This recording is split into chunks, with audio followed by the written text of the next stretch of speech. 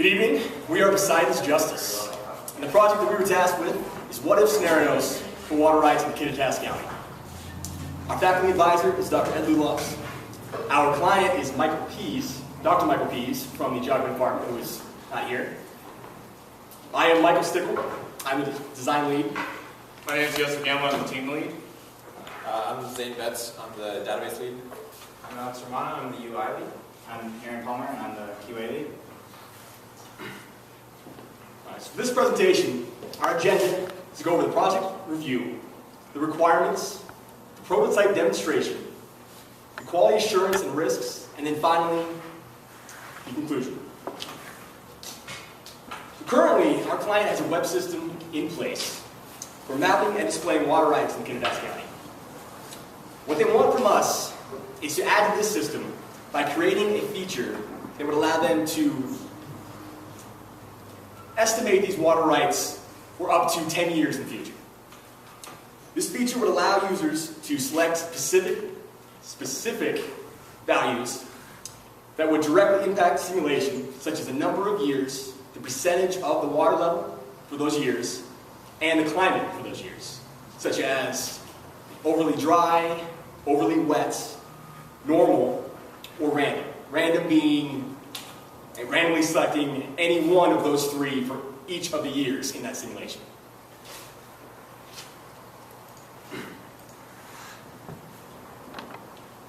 So this is the current web system that they have in place right now. In the center there is a map of Kittitas County, provided by Bing.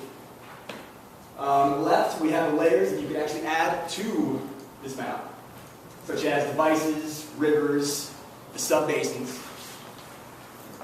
If you click on any one of these layers on this map, it'll actually provide layer info for each of the layers. You can actually even get detailed information by clicking on the link, which will bring you straight to that government website that provides the information. In this case, it actually provides water levels for the reservoirs in Cheese, which are in acre feet. Now, if you're unfamiliar, an acre foot is 1 acre wide and long, and 1 foot deep. Right, so for system requirements, the software that we're trying to develop here is going to depend on GeoServer, PostGRE, SQL, and Apache, which will have PHP as well in there, so that it runs the source code from the server. And from the client side, we're going to require users to have Java so that they are able to use the user interface and be able to add on layers or subtract layers and be able to interact with the server in that way. And we want to have it run on all major browsers such as Chrome, Internet Explorer, or Firefox. And one of the minimum requirements that we're trying to do is have it run on most systems. Probably not phones, but most good laptops or desktop systems.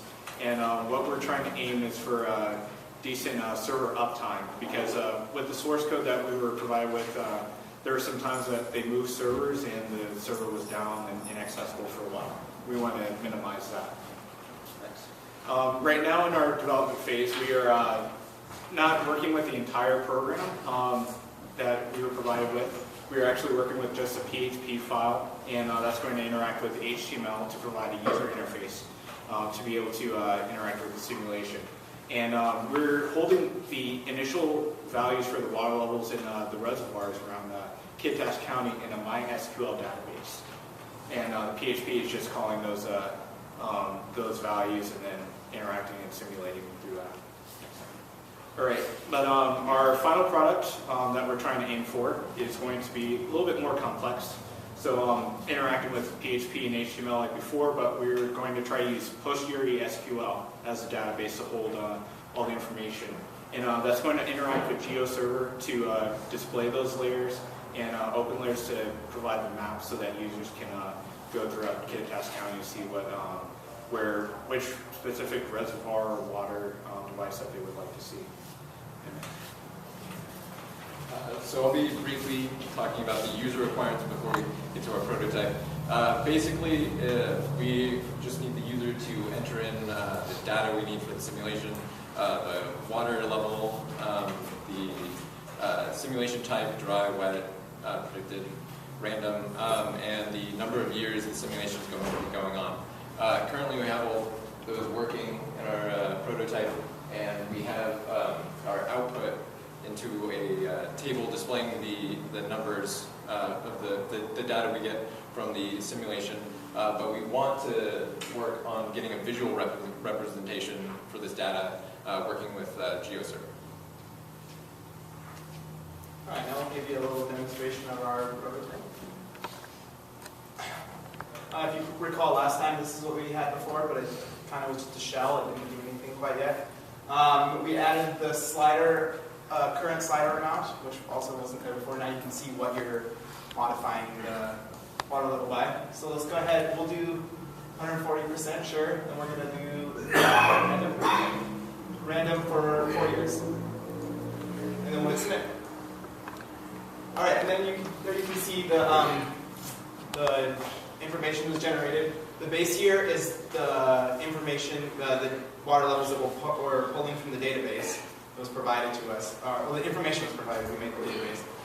And then, so the slider, this is kind of hard to conceptualize at first, but all it's doing is affecting the baseline. And from there, then the simulation is taken out. Let's see, and this is only temporary information because we don't want to, no one wants, when you do a simulation, you're not going to want to see a bunch of numbers and whatnot. That doesn't mean anything to most people. So this will be taking this information later and applying it to the layers and making our own layers. Which we showed last time, but we can go over that again. It'll look, oh right, so our application will go into the layers folder. It'll be its own little thing if you want to hide it or show it. A cube. So here's a before layer, as you saw before, and then in a situation of like a very wet year, the layer would increase in size a little bit. If we go to the next one, you can see it's kind of transparent. Just a little bit bigger, different color. Maybe for drought we'll do red. We're not for sure on the colors yet. But yeah. We've been mostly keeping up with the same quality assurance techniques that we talked about last time. We've been using Bitbucket as our repository, and we've been using Git as our version control. And then we've also been employing the workflow that I talked about previously, where we have proper branch management control. And we've been doing some pair programming here and there to ensure that the quality of our practice is a little higher. And so this is the workflow again, kind of generally. Like someone puts an issue into development, they say they're working on it, and then they take that, once they're done developing, they push it up into their own branch. They tell someone else, hey, this needs code review, and then that person goes in, views that branch, looks at the code, tests it a bit, and then say, okay, looks good, merges it into our master branch, and then that ensures that we have a stable working branch.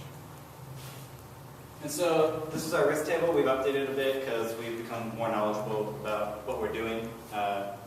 Before we had the risk of not knowing ArcGIS. Now it's more we need to know how the GeoServer interacts with the base data that the client should be providing us. So now we have to make our own GeoServer layers and then put it on top of the client's GeoServer layers to show the difference. And then this brings us to the other issue where it gets increasingly hard to do that when the client isn't providing us all the information that we need to construct the map and the GeoServer layers. Great. So with conclusion, we plan to, in the future, incorporate the simulation source code that was provided by the client so that we can finally simulate the water levels, show it so that the user can view it, and then also show a visual display. And from that, we will use GeoServer to display those layers generated from the simulation. What we also plan to do is, since we're still in the development phases, add unit testing and automation testing so that we can find any errors that we have and be able to isolate them and fix them as soon as possible. We also plan on converting our current database from MySQL server to Postgres SQL, just like I said before. That's just another part of the incorporation. to the source code program that we're planning to use. And then we want to keep on working on our local environment because the source code program, we've had a lot of issue trying to get it to work. And with the original developer not providing a good enough documentation for us to figure out how we can install it. We plan on trying to figure out how can we build this as quickly as possible, but with the least amount of resources. We want to still develop the base program so that we can have something at the end of the day. So are there any questions? So you mentioned that it was going to support Internet Explorer, Mozilla, Firefox, and Chrome as the three major browsers, which covers Windows, and Chrome OS, and then Linux, but you never mentioned Safari, which is the Mac's default browser. Okay. Well, we could definitely look into Safari. We're just looking at all major browsers, and those are three main examples for most people. Even if you are using a Mac system, you could use Chrome or Firefox as well. Any other questions? Yes. Can you elaborate on how you're generating those tables? Like what sort of equations are you using? Or Yeah, I can. So he provided us with a formula for dry only so far.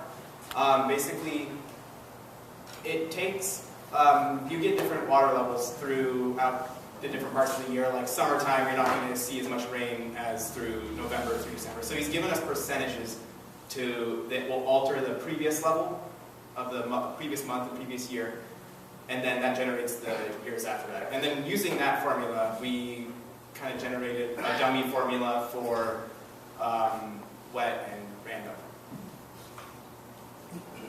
so he's going to be providing those other two? Right. Yeah, as soon as he can. All right. He said he's still working on it. Yes. We We got dry on Monday. Yeah, he said he's going to provide some linear equations that we will be able to actually base our final product on. Yes. How do you intend to attain your 99% uptime? Sorry, I can. How do you intend to meet your 99% uptime requirement? What we are doing is we're hosting our program on a CWU server, which has a pretty good uptime so far. And we're not planning to switch between servers constantly and, without at least having a redirect link. Any other questions?